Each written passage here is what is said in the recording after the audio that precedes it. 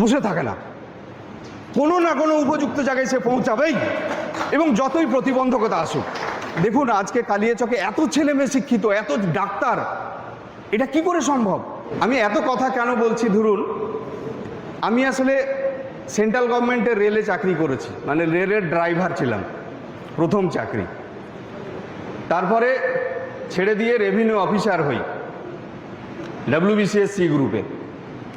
তারপরে ওটাও ছেড়ে দিই, দিয়ে জয়েন্ট বিডিও হই। জয়েন্ট বিডিও হয়ে 3.5 বছর চাকরি করি, বিডিওর চার্জে ছিলাম অনেকদিন। এবং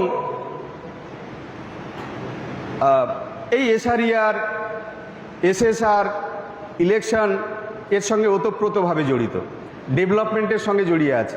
তারপরে আবার ওই চাকরি ছেড়ে দিয়ে অ্যাসিস্ট্যান্ট লেবার কমিশনার হিসেবে WBCS গ্রুপে জয়েন করি।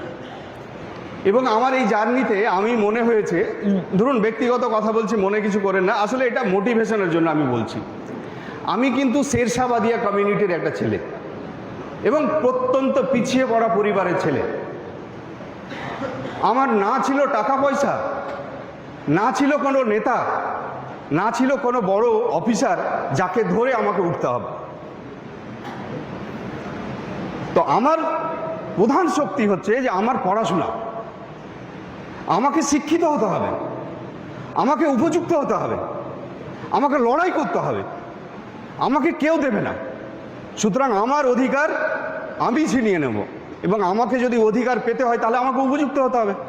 আমি জানি পৃথিবীর কোনো উপযুক্ত ব্যক্তি বসে থাকে না, কোনো না কোনো উপযুক্ত জায়গায় সে পৌঁছাবেই, এবং যতই প্রতিবন্ধকতা আসুক।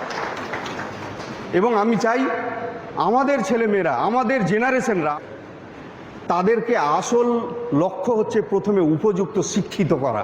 দেখুন আজকে কালিয়াচকে এত ছেলে মেয়ে শিক্ষিত, এত ডাক্তার, এটা কি করে সম্ভব?